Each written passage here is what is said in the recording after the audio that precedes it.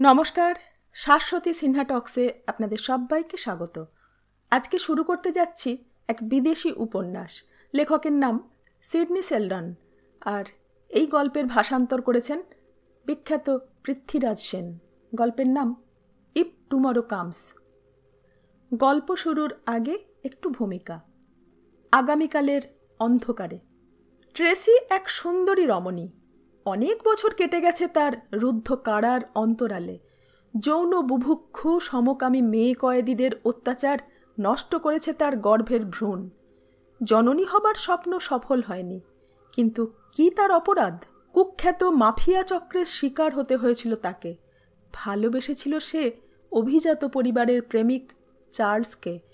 বিপদের সময়ে চার্লস মুখ ফিরিয়ে থেকেছে, অস্বীকার করেছে প্রেমের ফসল অবৈধ সন্তানের পিতৃত্ব। শেষ পর্যন্ত ট্রেসি একদিন শপথ নিল, একবার মুক্তি পেলে পৃথিবীর সকলের বিরুদ্ধে শুরু করবে তার শেষ না হওয়া লড়াই। যাদের জন্য তার যৌবন প্রহর এভাবে কেটে গেল অন্ধকার বিবরে, তাদের কাউকে সে ছাড়বে না। একে একে সকলকে পাঠাবে মৃত্যুর সেই নরকে, যেখান থেকে কেউ আর কোনোদিন ফিরে আসতে পারে না। কিন্তু কিভাবে?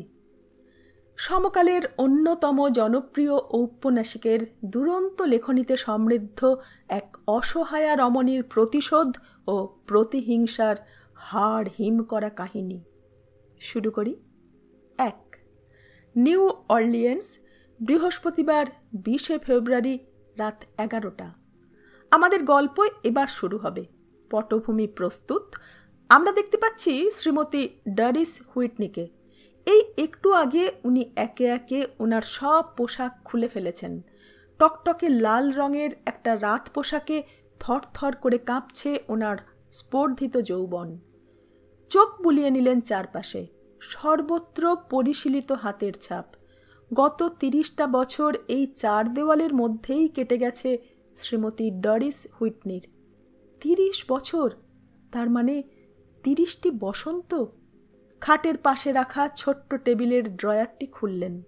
সাবধানে বের করলেন একটি রিভলভার। সমস্ত অঙ্গে তার মৃত্যুর হিম শীতলতা। রিভলভারটা রাখলেন টেলিফোনের পাশে।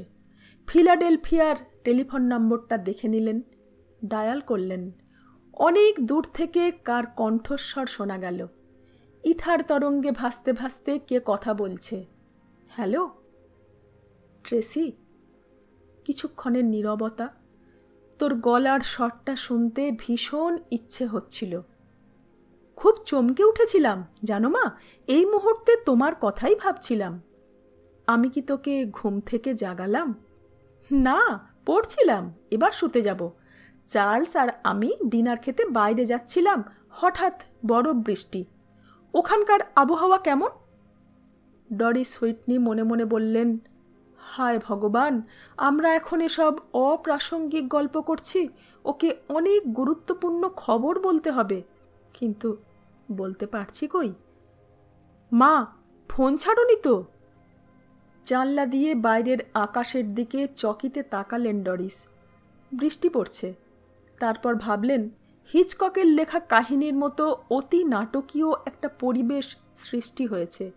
রহস্য রোম্যান্সের সবকটি উপাদান থরে থরে সাজানো আছে। কিসের শব্দ হলো মা? টেলিফোনের ওপাশে কার উদ্বিগ্ন কণ্ঠস্বর। বাজ পড়ল। ডরিস আর কোনো কথা বলতে পারছেন না। কেবলই মনে হচ্ছে তারও মনের আকাশেই এখন এমনই বিদ্যুৎ চমকের ঘন ঘটা। বাজ পড়ল। ইচ্ছে করে কথাটাকে আবার বললেন উনি। জানতে চাইলেন, ফিলাডেলফিয়ার কথা বল। সত্যি করে বলবো মা, নিজেকে মনে হচ্ছে রূপকথার এক রানী। কাল রাতে চার্লসের মা বাবার সঙ্গে দেখা করতে যাচ্ছি। কিছুক্ষণের নীরবতা। তারপর হঠাৎ কলকলিয়ে ওঠে মেয়ের কণ্ঠস্বর। বুঝতেই পারছো কাল কি আলোচনা হবে আমাদের? তুমি তো জানো না মা, কি বিরাট প্রতিষ্ঠান ওদের। সেই তুলনায় আমি তো নগণ্য। মেয়ের কথা শেষ না হতে মা বললেন, ও নিয়ে চিন্তা করিস না, ওরা সকলে তোকে ভালোবাসে। চার্লস তো বলেছে এ নিয়ে বেশি ভাবনা চিন্তা না করতে। ও আমাকে জীবন দিয়ে ভালোবাসে। আমার কি ইচ্ছে করছে জানো? ইচ্ছে করছে এক্ষুনি তোমার সাথে চার্লসের আলাপ করিয়ে দিই। প্রথম আলাপেই তুমি বুঝতে পারবে চার্লস অন্য 5টা ছেলের থেকে একেবারে আলাদা। তোর কথা শুনে আমি তাই বিশ্বাস করছি। ডরিস ভাবলেন, চার্লসের সঙ্গে এ জীবনে আর তার দেখা হবে না। নাতি নাতনি নিয়ে ভরন্ত সংসারের কর্ত্রী হওয়ার স্বপ্ন চিরদিনের মতো নিভে গেছে। কিন্তু নিজের কথা ভেবে লাভ কি? কেমন আছিস বল? কেমন আছি সে কি আর বলতে হবে? তোমার খবর কি? আর থাকা। ডাক্তার রাশের শব্দগুলো মনে পড়ল। চমৎকার স্বাস্থ্য আপনার মিসেস হুইটনি। মনে হচ্ছে হাসতে হাসতে 100 বছর পার করে দেবেন। ভালো আছি ট্রেসি, এই তো তোর সঙ্গে কথা বলছি। পুরুষ বন্ধু জুটল নাকি সন্ধেবেলা একা একাই টেলিভিশনে সোপ অপেরা দেখে কাটাচ্ছ? ট্রেসির গলাতে এবার একটু ঠাট্টার সুর। মার সঙ্গে এ নিয়ে এসে মাঝে মধ্যেই ইয়ার্কি করে। 5 বছর আগে ট্রেসির বাবা মারা গেছেন। তারপর থেকে নিজেকে কেমন যেন গুটিয়ে নিয়েছেন ডরিস হুইটনি। না, সে গুড়ে বালি। পুরুষ বন্ধু জোটেনি। এসব কথা বাদ দে। চাকরি করতে কেমন লাগছে? খুবই ভালো লাগছে মা। বিয়ের পরেও চাকরি করব, চার্লস মত দিয়েছে। বাহ, খুব ভালো লাগলো শুনে। দেখতেই তো পাচ্ছ চার্লস কত বোঝদার। বাইরে আবার বাজের শব্দ। গুড বাই মাই ডার্লিং বলে ডরিস হুইটনি রিসিভারটা রাখার চেষ্টা করলেন। ওপাশে তখনও ট্রেসির গলা। বিয়ের সময় দেখা হবে মা। আমি আর চার্লস বিয়ের তারিখ ঠিক করে তোমাকে জানাবো। ঠিক আছে, এখন ছাড়ছি। ডরিস হুইটনি রিসিভারটা নামিয়ে রাখলেন। তারপর রিভলভারের নলটা রগে ঠেকালেন। চোখ বন্ধ করলেন। কোনো কিছু ভাবার চেষ্টা করলেন না। মুহূর্তের মধ্যে গরম সিসার বুলেট এসে আহত এবং রক্তাক্ত করল তাকে। 2 ফিলাডেলফিয়া, শুক্রবার 21শে ফেব্রুয়ারি সকাল 8টা। ট্রেসি হুইটনি তার ফ্ল্যাট বাড়ির সামনে ফুটপাতে এসে দাঁড়িয়েছে। অঝোরে বৃষ্টি হচ্ছে। সে এখন অফিস যাচ্ছে। চেস্টনাট স্ট্রিট ধরে পূর্ব দিকে। ওখানকার একটি ব্যাংকে সে কাজ করে। গাঢ় হলুদ রঙের বর্ষাতি গায়ে লাগিয়েছে। বয়স কত হবে? 24 পার হয়ে সবেমাত্র 25-এ পড়েছে। অর্থাৎ তার যৌবন এখন উথলে উঠেছে। মুখে বুদ্ধির ছাপ আছে। ঠোঁটে আছে বাসনার ইশারা। চোখের তারা অদ্ভুত শ্যাওলা সবুজ। যখন তখন চোখের রং পাল্টাতে পারে সে। অর্থাৎ সে এক জীবন্ত বহুরূপী। মা বলতেন, শোন ট্রেসি, তোকে আমি ঠিকমতো চিনতে পারি না। তোর মধ্যে রামধনুর 7টা রঙের 6টা আছে। তুই তা জানিস কি? আজ ট্রেসি দারুণ আনন্দে আছে। একটু জোরে গুনগুনিয়ে গান গাইছে। এতটা খুশি কেন? জীবনসাথী পেয়েছে। এটা কি কম আনন্দের কথা? ব্যাংকের কাছে পৌঁছালো। ঘড়িতে দেখল 8:20। আরও 10 মিনিট বাদে ফিলাডেলফিয়ার ট্রাস্ট অ্যান্ড ফাইডেলিটি ব্যাংকের দরজা খুলবে। ব্যাংকের senior vice president Clarence Desmond বাইরের অ্যালার্মের সুইচটা অফ করছিলেন। এবার ভেতরে ঢুকলেন। প্রত্যেকটা ঘর বাথরুম খুঁটিয়ে খুঁটিয়ে পরীক্ষা করলেন। এটা তার বরাবরের অভ্যেস। কেউ লুকিয়ে আছে কিনা দেখলেন।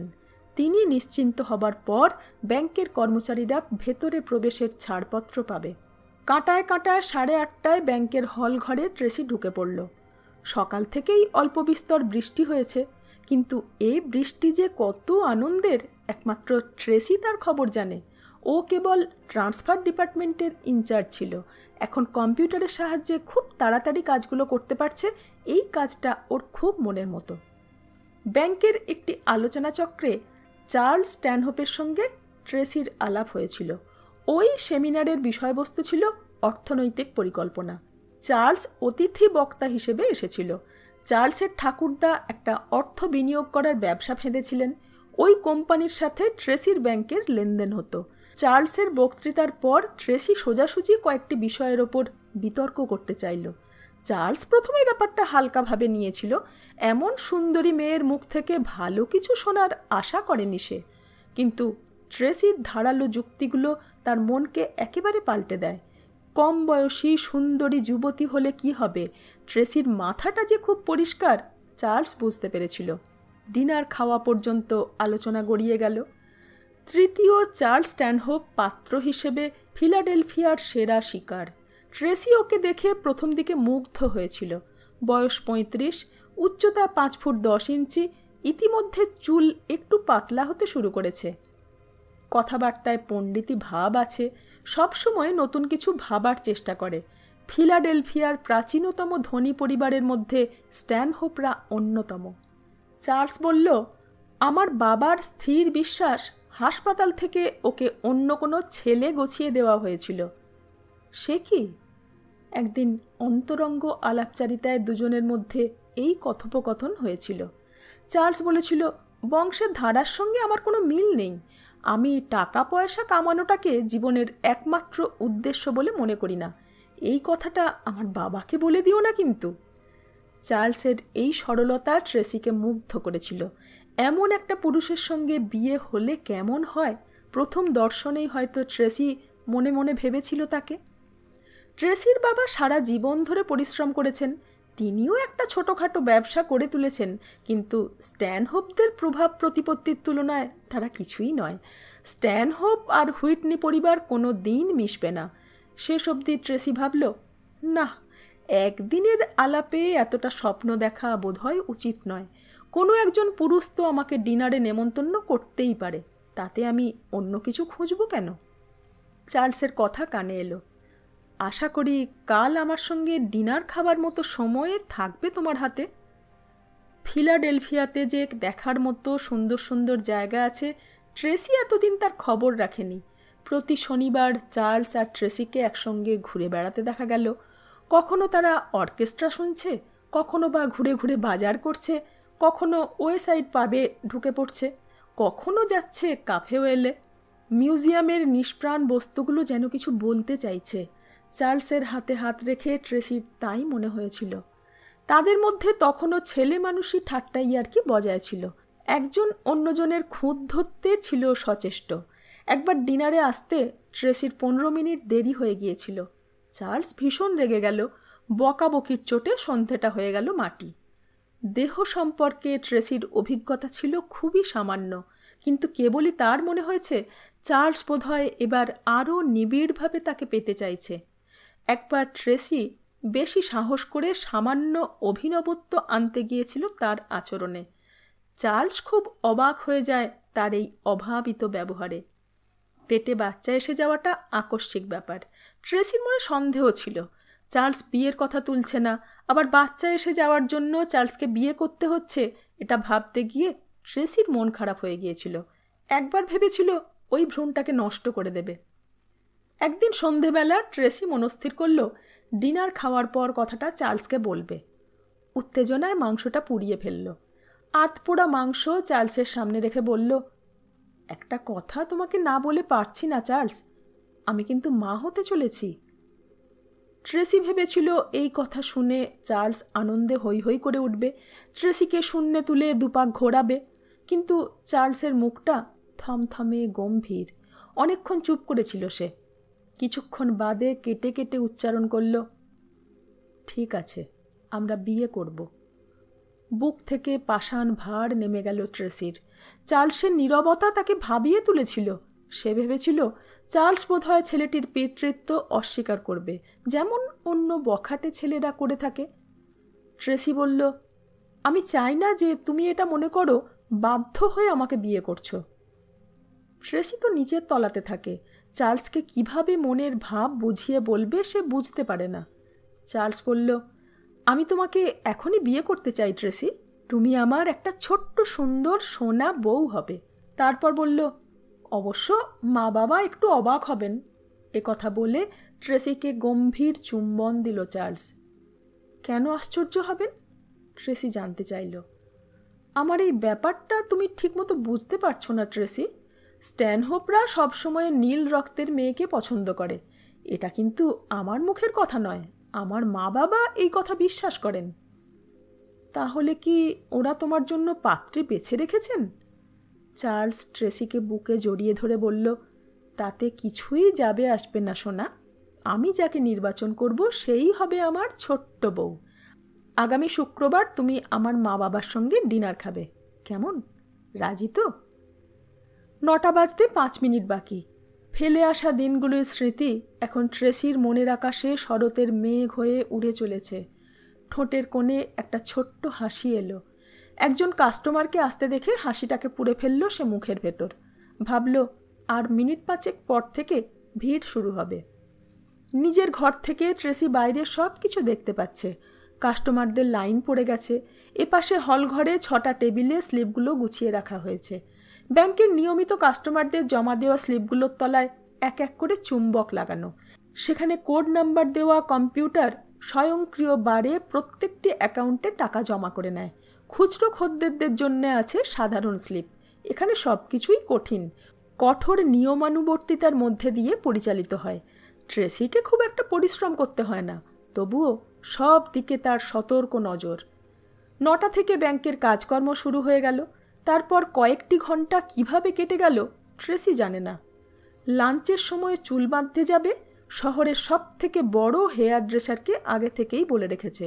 খরচ হয়তো একটু বেশিই হবে, তা হোক না।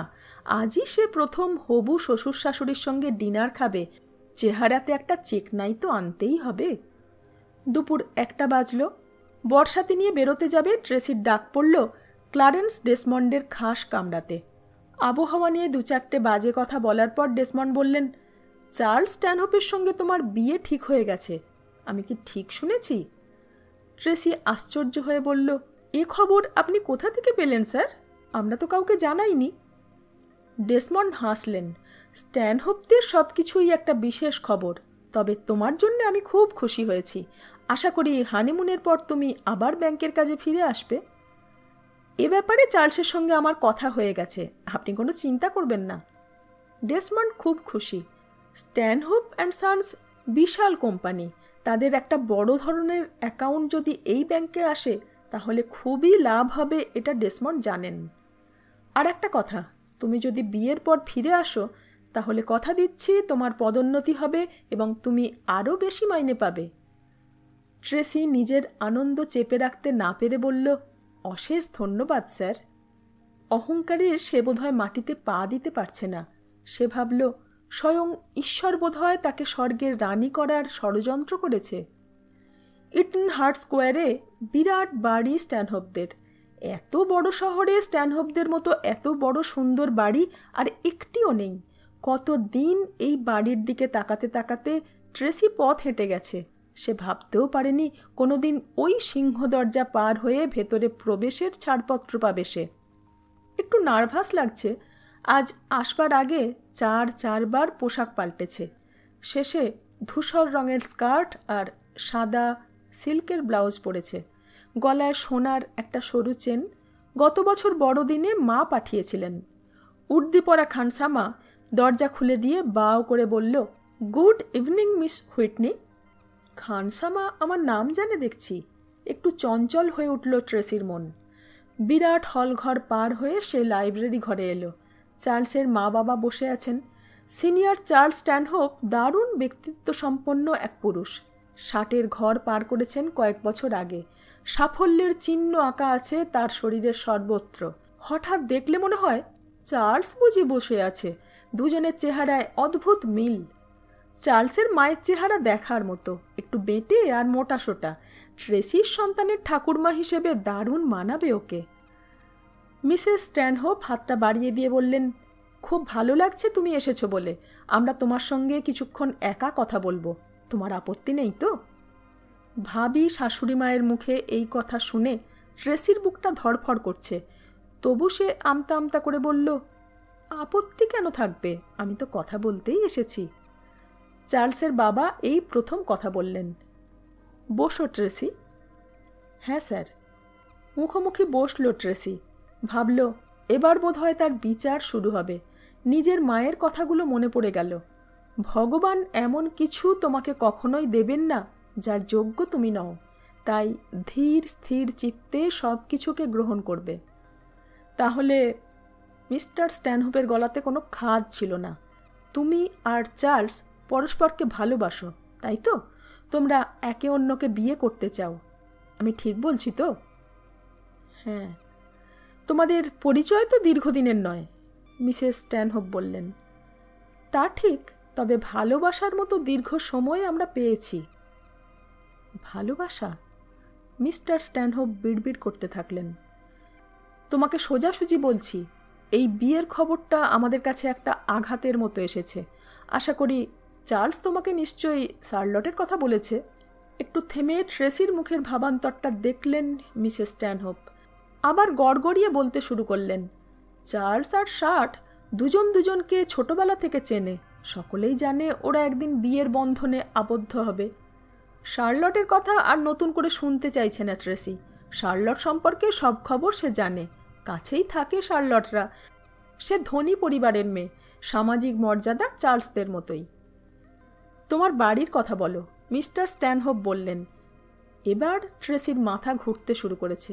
কি করবে সে বুঝতে পারছে না। মনে হলো এক গ্লাস জল খেলে বোধহয় ভালো হতো। কোথায় জন্মেছ তুমি?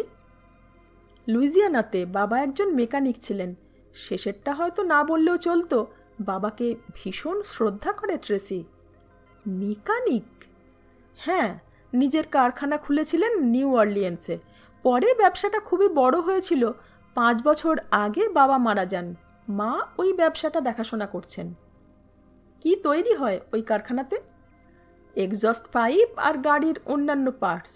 ট্রেসি বুঝতে পারল তার মুখ থেকে ছুটে আসা এই শব্দগুলো স্ট্যানহোপ দম্পতিকে মোটেই খুশি করতে পারেনি। তারা চোখাচোখি করলেন। ট্রেসির উত্তেজনা তখন বাড়ছে।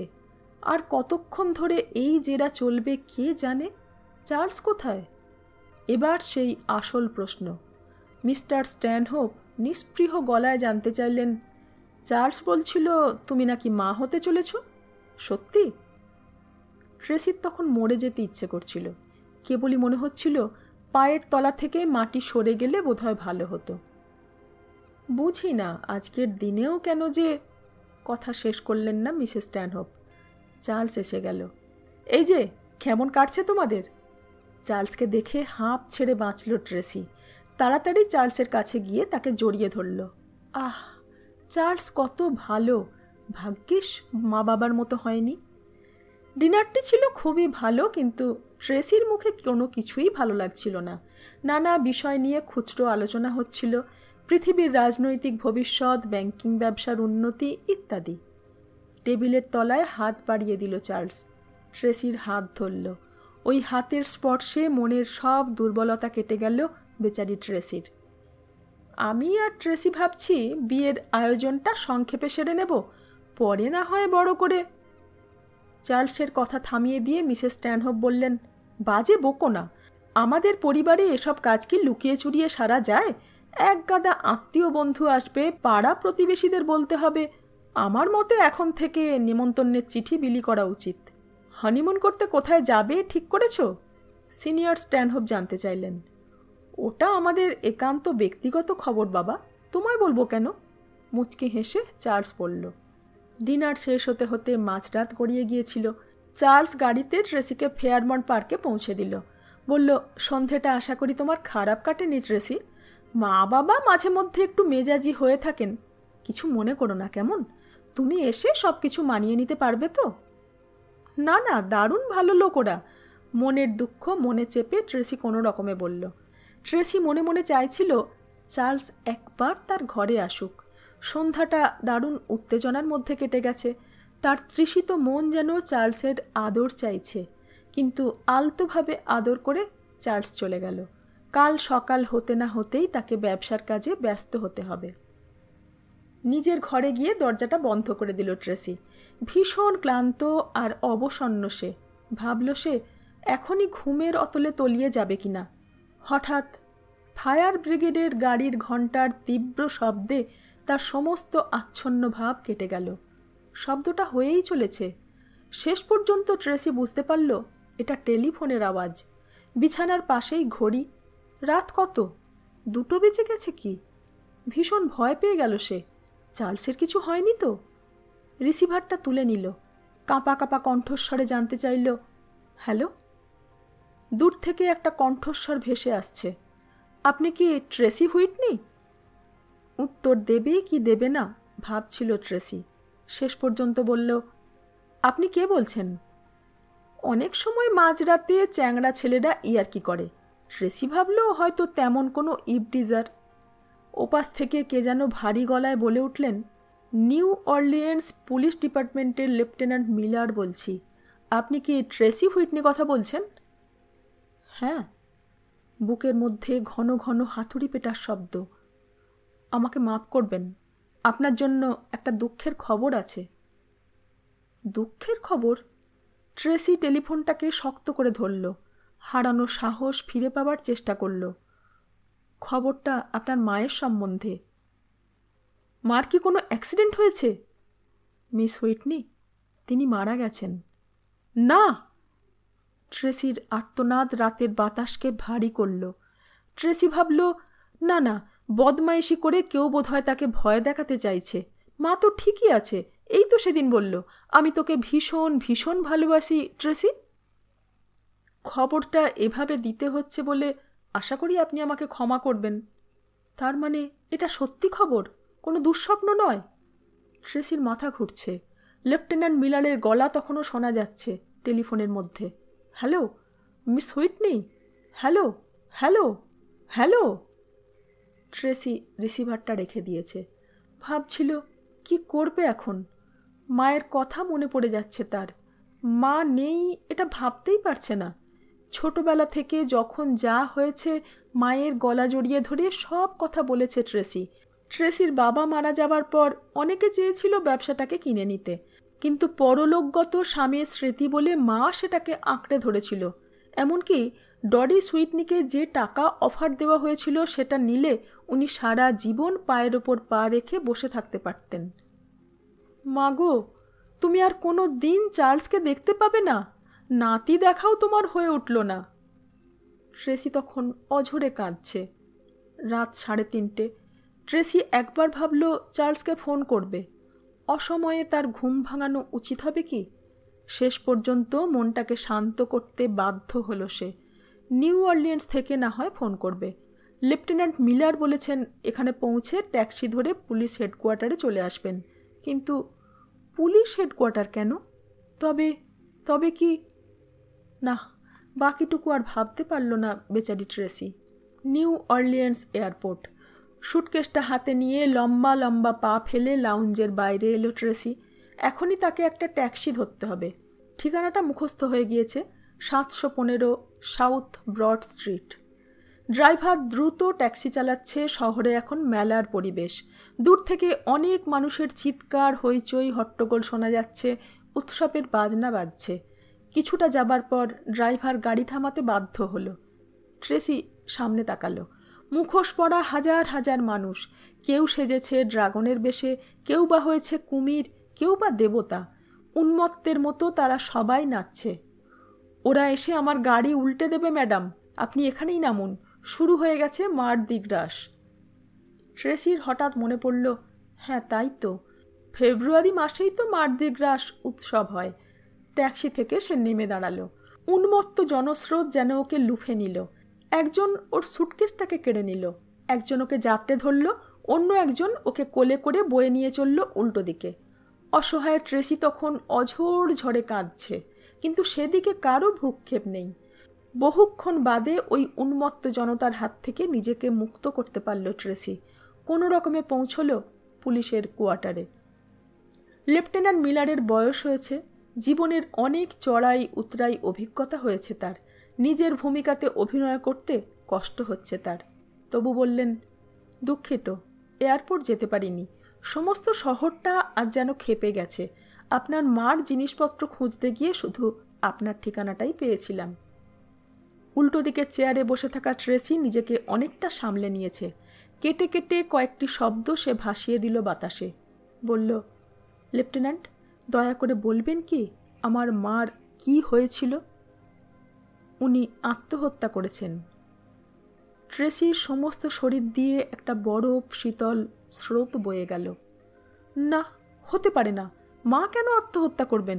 তার তো সবই ছিল। আপনাকে লেখা ওর একটা চিঠি আছে। চিঠি সম্পর্কে আপাতত ট্রেসির কোনো কৌতূহল নেই। সে অন্তত একবার মায়ের মৃতদেহটা দেখবে। তার জন্য ওই মর্গে ঢুকতে হবে। পৃথিবীর সর্বত্র মর্গের মধ্যে একটা হিম শীতল বিষণ্ণতার ছোঁয়া থাকে, সেখানে ঢুকলে মৃত্যুর স্পর্শ পাওয়া যায়। না, এখান থেকে ট্রেসি পালিয়ে যাবে। সে তো মায়ের মৃত্যু দেখবে বলে আসেনি। টেলিফোনের ব্যাপারটা বোধহয় একটা দুঃস্বপ্ন, কোনো বাজে বখাটে ছেলের খুনসুটি মাত্র। তাহলে ট্রেসি কেন এখানে এসেছে? মাথার ভেতর অনেক প্রশ্নের মিছিল। ট্রেসির মাথা ঘুরছে, সে বুঝতে পারছে না এখন কি করা দরকার। শেষ পর্যন্ত সম্মোহিতের মতো সে মর্গে গিয়েছিল, মায়ের ঘুমন্ত মুখে চুমু এঁকে দিয়েছিল, অঝোর কান্নার আবেগ চাপতে না পেরে শুধু বলেছিল, মা, মা, তুমি কেন এ কাজ করতে গেলে? এই সেই চিঠি। আমার আদরের ট্রেসি, আমাকে ক্ষমা করো তুমি। জীবনের চলার পথে আমি হেরে গেছি। তোমার বোঝা হয়ে আমি থাকতে পারবো না। তোমাকে ভীষণ ভীষণ ভালোবাসি বলেই বোধহয় এই পথটা আমি বেছে নিলাম। ইতি, তোমার মা। আহ, ঠান্ডা মৃতদেহটার মতো চিঠির প্রতিটি শব্দ একই রকম নিষ্প্রাণ এবং উত্তাপবিহীন। মায়ের অন্ত্যেষ্টিক্রিয়ার বন্দোবস্ত করতে হবে। এবার যেতে হবে নিজেদের বাড়িতে। দূর থেকে মার্দিগ্রাস উৎসবের হুল্লোড় শোনা যাচ্ছে। এই সবই ট্রেসির কাছে এখন অর্থহীন। হুইটনিদের বাড়িটা ভিক্টোরিয়া প্যাটার্নের। নিউ অরলিয়েন্সের বেশিরভাগ বাড়ির মতো এটাও কাঠের তৈরি, তবে চারপাশে অনেকটা জায়গা আছে। এই বাড়িতেই ট্রেসির সোনালি শৈশবের দিনগুলি কেটে গেছে তার দুরন্ত দুর্বার কৈশোরের রোমাঞ্চিত প্রহর। অবশ্য শেষ কবছর ও বাইরে বাইরে কাটাচ্ছে। বাড়ির সামনে গিয়ে ট্যাক্সি ছেড়ে দিল। এ কি, নিউ অরলিয়েন্স রিয়ালিটি কোম্পানির বিক্রির জন্য নোটিশ ঝুলিয়ে দিয়েছে কেন? জীবন চলে গেলেও ট্রেসি কখনো এই বাড়ি বিক্রি করবে না। গেট খুলে বাড়ির সদরে দাঁড়ালো। চাবি তার কাছে আছে। যখন ও ক্লাস 7-এ পড়ে তখন ওকে একটা চাবি উপহার দেওয়া হয়েছিল। সেই থেকে মাদুলির মতো সর্বক্ষণ চাবিটা ওর গলার হাড়ের সঙ্গে বুকের মধ্যে ঝোলে। ঘরের ভেতর ঢুকে চমকে উঠল ট্রেসি। কোথাও কোনো ফার্নিচার নেই কেন? বিরাট শূন্যতা তাকে খাওয়ার জন্য ছুটে আসছে। দোতলার যে শোবার ঘরটাতে তার শৈশব এবং যৌবনের অনেকটা প্রহর কেটে গেছে, সেটার অবস্থাও একই রকম। তা কি করে সম্ভব? বাইরে কে যেন ঘণ্টা বাজালো। সম্মোহিতের মতো ধীরে ধীরে নিচে নেমে এলো ট্রেসি।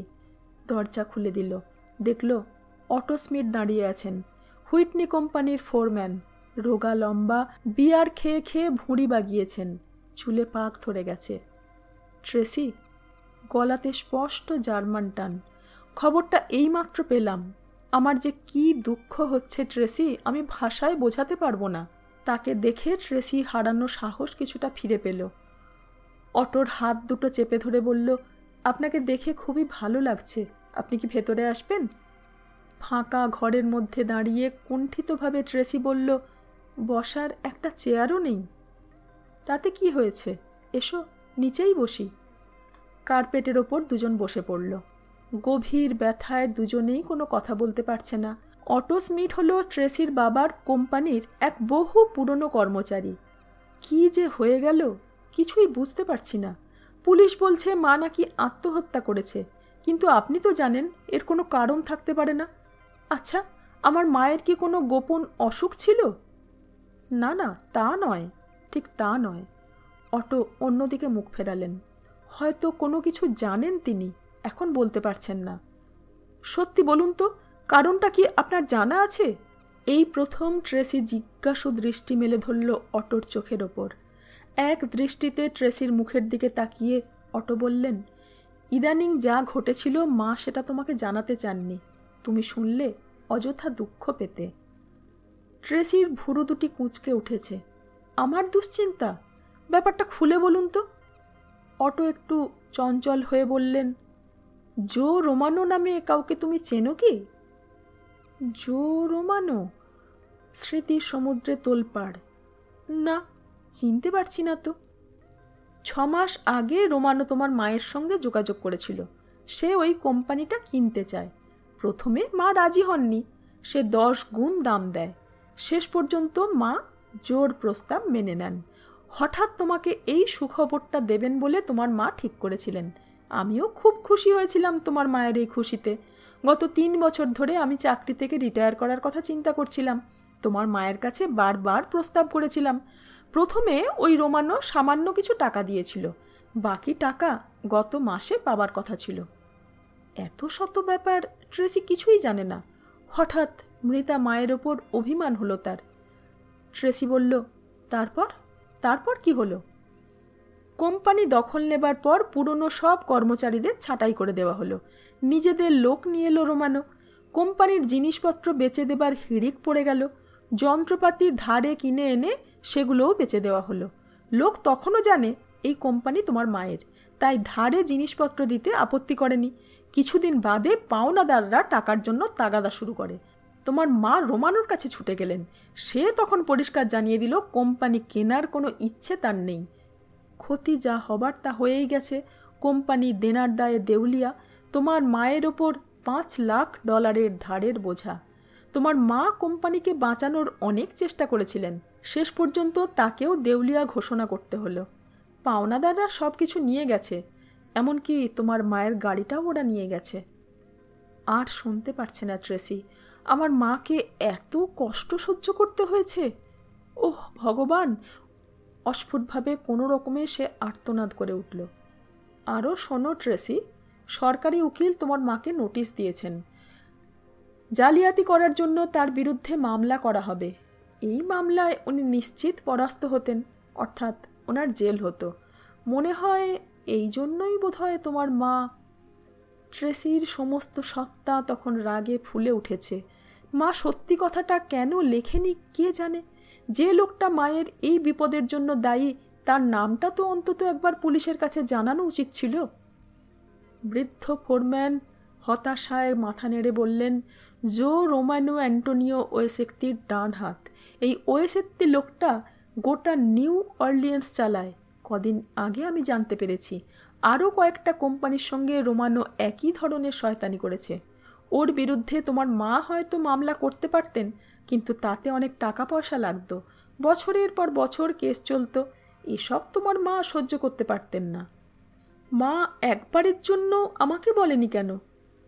ট্রেসির গলায় গভীর আক্ষেপের সুর। তোমার মা ছিলেন খুবই অহংকারী মহিলা। তাছাড়া এসব খবর শুনে তুমি কী বা করতে পারতে? এই জো রোমানের সঙ্গে আমি দেখা করতে চাই এখনই। কোথায় তাকে পাবো আপনি বলতে পারেন? ওর কথা ভুলে যাও ট্রেসি। লোকটা দারুণ প্রতিপত্তিশালী, অন্ধকার জগতের বাদশা। ও কোথায় থাকে? ট্রেসির গলায় তখন বুঝি আগুন ঝরছে। জ্যাকসন স্কোয়ারের কাছে ওর একটা বিরাট প্রাসাদ আছে। ট্রেসি, আমি তোমাকে ছোটবেলা থেকে দেখছি। বিশ্বাস করো, ওর সঙ্গে দেখা করে কোনো লাভ হবে না। ট্রেসির কানে তখন কোনো কথা ঢুকছে না। বিজাতীয় ঘৃণা তাকে পাগল করে তুলেছে। মনে মনে ও প্রতিজ্ঞা করল, আমার মাকে এইভাবে হত্যা করার জন্য জো রোমানোকে শাস্তি পেতেই হবে। 3. কিছুটা সময় দরকার। চিন্তা করতে হবে পরিষ্কারভাবে। ভবিষ্যতের পরিকল্পনা তৈরি করতে হবে। ট্রেসি ম্যাগাজিন স্ট্রিটের একটা হোটেলে উঠল। ফোন করল ফিলাডেলফিয়ার ব্যাংকে। ক্লারেন্স ডেসমন্ডকে জানালো অফিসে যেতে কয়েকদিন দেরি হবে, তাই ছুটি চাই। বিরক্ত হলেও মুখে কিছু বললেন না ডেসমন্ড। তারপর ট্রেসি ফোন করল চার্লসকে। আরে তুমি কোথায় ট্রেসি? মা সকাল থেকে তোমায় টেলিফোন করছে। দুপুরে তোমার সঙ্গে লাঞ্চ খাবে। বিয়ের ব্যাপারে অনেক কাজ আছে। চার্লস, আমি দুঃখিত তোমাকে না বলে চলে আসতে বাধ্য হয়েছি। আমি এখন নিউ অর্লিয়েন্স থেকে কথা বলছি। কোথা থেকে? চার্লস যেন আকাশ থেকে পড়ল। New Orleans? সেখানে কি করছো?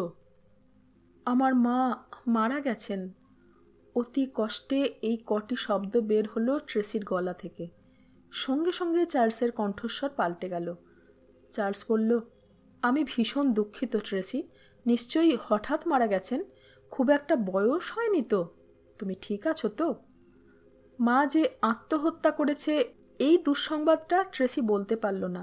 তাছাড়া এটা তাদের ব্যক্তিগত সমস্যা। চার্লসকে এর মধ্যে জড়িয়ে কী লাভ?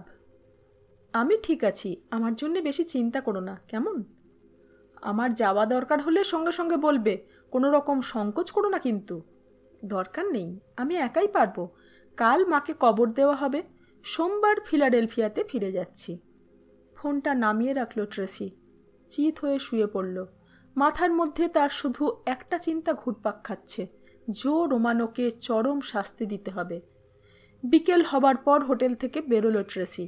ক্যানান রোড ধরে সামান্য হাঁটল, একটা বন্দুকের দোকানে ঢুকল। সেলসম্যান হাত কচলাতে কচলাতে বেরিয়ে এলো। বলুন, কিভাবে আপনাকে সাহায্য করতে পারি ম্যাডাম? তোতলাতে থাকে ট্রেসি। আমি একটা বন্দুক চাই। দু একটা কথা বলার পর দোকানদার বুঝে গেল ট্রেসি একেবারে আনাড়ি। $150 নিয়ে একটা .32 ক্যালিবারের রিভলভার ট্রেসির হাতে তুলে দিল, সঙ্গে এক বাক্স গুলি ফ্রি দিল। প্রশ্ন করল, আপনি চালাতে জানেন তো? ট্রেসি বন্দুক চালাতে জানে না। অবশ্য সে সুনিশ্চিত যে চালাবার কোনো দরকার পড়বে না, ও ভয় দেখাবার জন্য এটা কিনছে। তবু ওপরে এমন একটা ভাব দেখালো যেন এইসব ব্যাপার তার হাতের পুতুল। লোকটা বেশ ধূর্ত। তাহলে কিভাবে গুলি ভরতে হয় দেখে নিন। লোকটা কয়েকটা গুলি ভরল। এরপর রেজিস্টারের নাম ঠিকানা দিয়ে সই করতে হলো। পুলিশের জন্য এইসব করতে হয়। তখনই ট্রেসির মনে হলো জো রোমানোকে ভয় দেখানো বেআইনি কাজ। নাম স্মিথ জোয়ান। ঠিকানা ডাউম্যান রোড, 30/20 ডাউম্যান রোড। মাথা নেড়ে লোকটা বলল, 30/20 বলে কোনো নাম্বার হতে পারে না ম্যাডাম, ওটা নদীর মাঝখানে পড়বে। আচ্ছা, আমি 50/20 লিখে নিচ্ছি। সেলসম্যান ভীষণ চালাক। তার দোকানে এমন অনেক উটকো খদ্দেরের ভিড় হয়। সে পরিষ্কার বুঝতে পারল ট্রেসি বানিয়ে বানিয়ে নাম ঠিকানা বলছে। ট্রেসি দোকান থেকে বেরিয়ে একটা ট্যাক্সি ধরল। জ্যাকসন স্কোয়ার জায়গাটা অভিজাতদের পাড়া। সেন্ট লুই ক্যাথিড্রাল মাথা উঁচু করে দাঁড়িয়ে আছে। রাস্তার দুধারে সুন্দর সুন্দর গাছের সারি। এখানে এলে মনে হয় পৃথিবীর কোথাও কোনো দুঃখের ঘটনা ঘটেনি। সন্ধ্যের অন্ধকার ঘনীভূত না হওয়া পর্যন্ত ট্রেসি অপেক্ষা করতে থাকে। জো রোমানোর বাড়িটা ভালোভাবে লক্ষ্য করে। এবার কি কি করতে হবে ভেবে নিল। জো রোমানোর সঙ্গে দেখা হলে সব আলোচনা করে ওর কাছ থেকে লিখে নিতে হবে মা নির্দোষ। যদি সহজে লিখে না দেয় তাহলে রিভলভার দেখিয়ে ভয় দেখাবে। রোমানোর লেখা চিঠিখানা লেফটেন্যান্ট মিলারের কাছে পেশ করতে হবে। মায়ের বিরুদ্ধে কোনো অভিযোগ থাকবে না। পরবর্তী কাজ হলো জো রোমানোকে গ্রেপ্তার করে জেলে পোড়া। চাল সঙ্গে থাকলে বেশ ভালো হতো, কিন্তু ওই রিভলভারটা ট্রেসির মনকে এখন সাহসী করে তুলেছে। এবার কাজ শুরু করতে হবে। দৃঢ় পায়ে হাঁটতে লাগলো সে। দরজার পাশে লাগানো কলিং বেলের বোতামটা টিপল। শব্দ হচ্ছে, কিন্তু কেউ দরজা খুলছে না কেন? দরজাটা একটু বাদে খুলে গেল। ট্রেসি ভেবেছিল শয়তানের মতো কেউ বেরিয়ে আসবে, কিন্তু কি আশ্চর্য, সুন্দর শান্ত সৌম্য চেহারার এক ভদ্রলোক।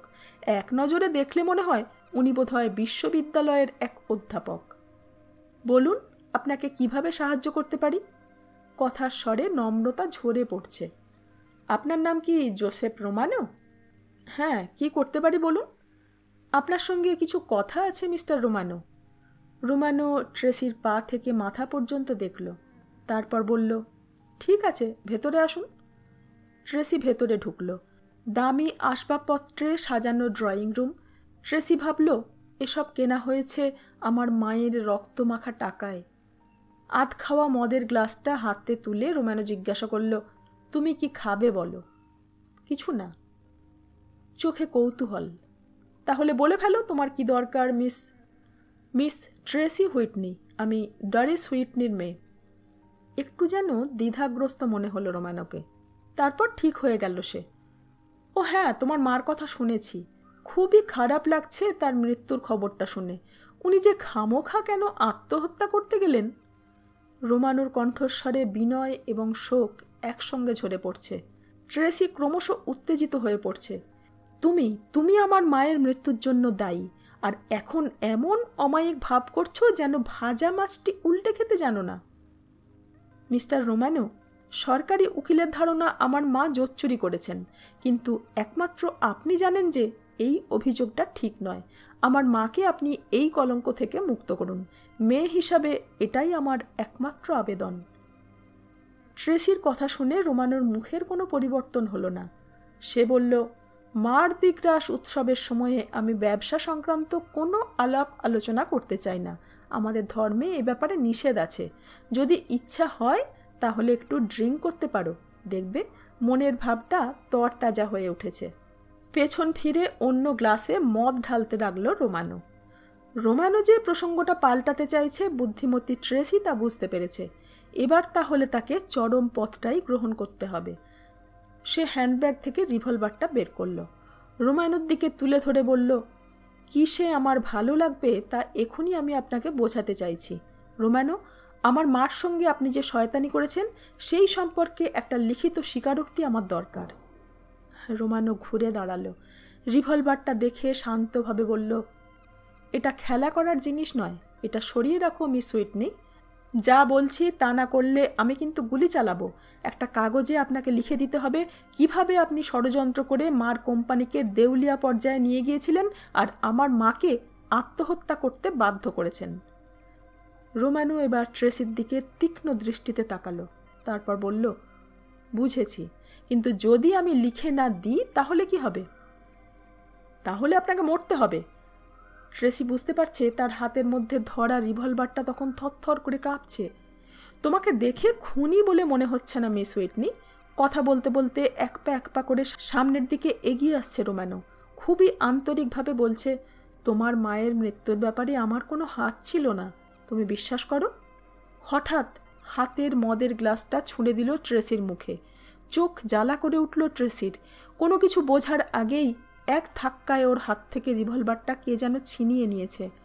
তোমার গুণী মা আমার কাছে এমন একটা কথা লুকিয়ে গিয়েছিল।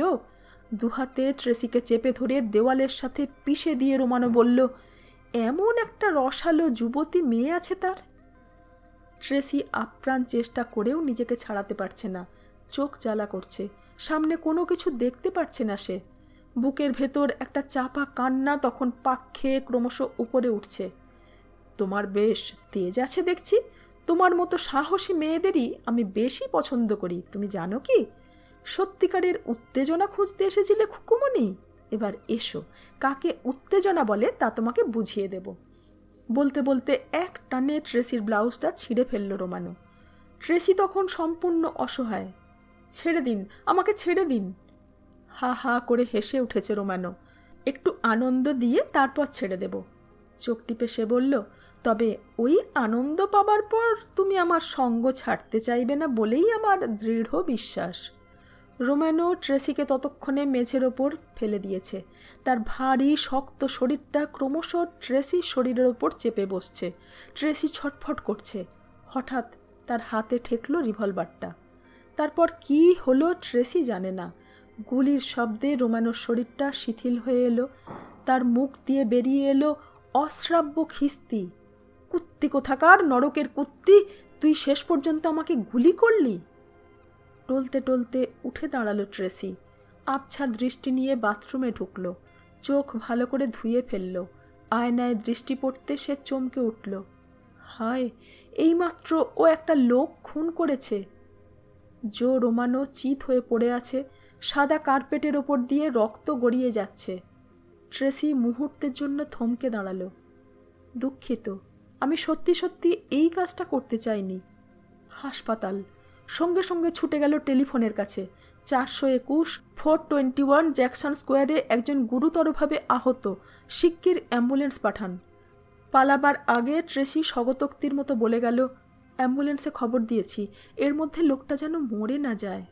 দৌড়লে লোকে সন্দেহ করবে, তাই কোটটা দিয়ে শরীরটা ভালোভাবে ঢেকে ধীর পায়ে হেঁটে গেল। ট্যাক্সি, এয়ারপোর্ট যাব। ট্যাক্সিতে উঠে বসেছে ট্রেসি। দূর থেকে অ্যাম্বুলেন্সের সাইরেন কানে এলো। ট্যাক্সি ছুটছে। ট্রেসি ভগবানের কাছে প্রার্থনা করছে অ্যাম্বুলেন্স যেন ঠিক সময়ে পৌঁছে যায়। যদি রোমানো মরে যায় তাহলে তো ট্রেসি একজন খুনি হয়ে যাবে। রিভলভারটা পড়ে আছে, হাতের ছাপ লেগে আছে। ও হাজারবার বললেও পুলিশ বিশ্বাস করবে না যে ধর্ষণের হাত থেকে নিজেকে বাঁচাবার জন্য ট্রেসিকে গুলি করতে হয়েছে। তাহলে নিউ অর্লিয়ান্স থেকে এখনই পালাতে হবে। ড্রাইভারটা অনেক কথা বলছে, কিন্তু একটা বর্ণ ট্রেসির কানে ঢুকছে না। কি বোকার মতো কাজ করেছে সে। জোর করে রোমানোর কাছ থেকে স্বীকারোক্তি আদায় করা কি এতই সহজ? কেন যে ফোরম্যানের কথা আমি শুনলাম না? চার্লসকেই বা কি বলবো? ট্রেসি এয়ারপোর্টে পৌঁছলো। আজ সকালেই সে এখানে নেমেছিল। সকাল থেকে রাতের মধ্যে এতগুলো ঘটনা ঘটে গেল তার জীবন নাটকে। কাউন্টারে গিয়ে ফিলাডেলফিয়ার একটা টিকিট কিনল। একটি মাত্র সিট ছিল। ভাগ্য ভালোই বলতে হবে, মিনিট 20 বাদে প্লেন ছাড়বে। টার্মিনাসের দিকে এগিয়ে গেল ট্রেসি। হঠাৎ দুজন পুলিশ অফিসারের সঙ্গে দেখা হয়ে গেল তার। তারা ট্রেসির দুপাশে দাঁড়ালো। বলল, আপনি ট্রেসি হুইটনি? বোকার মতো ঘাড় নাড়ল ট্রেসি। হ্যাঁ। আপনাকে গ্রেপ্তার করা হলো।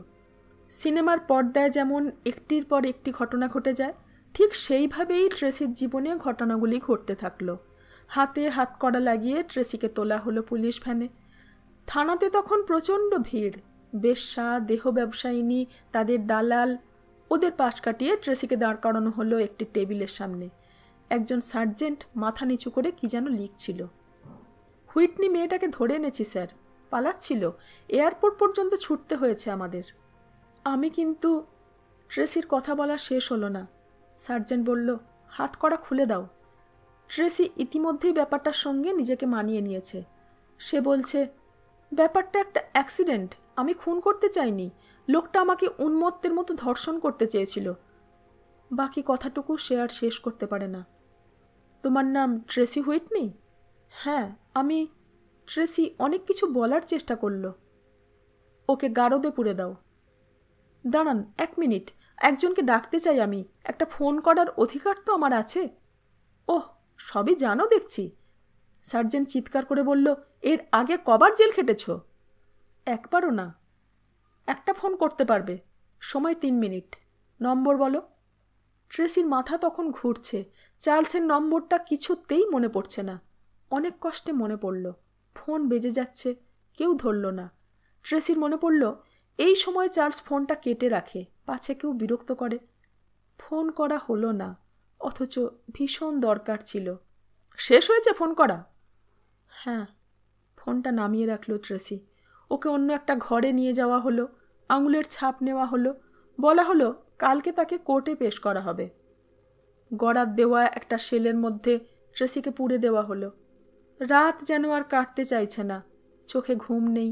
চার্লসের সঙ্গে যোগাযোগ করা ভীষণ দরকার। চার্লসকে সব কথা না জানানো পর্যন্ত নিশ্চিন্ত হতে পারছে না সে। সকাল 6টা বাজল। সামান্য কফি আর খাবার দিয়ে গেল একজন। কোনো কিছু খাবার মতো মানসিকতা নেই ট্রেসির। 9টার সময় মেট্রন এসে তালা খুলল। বলল, যাবার সময় হয়েছে।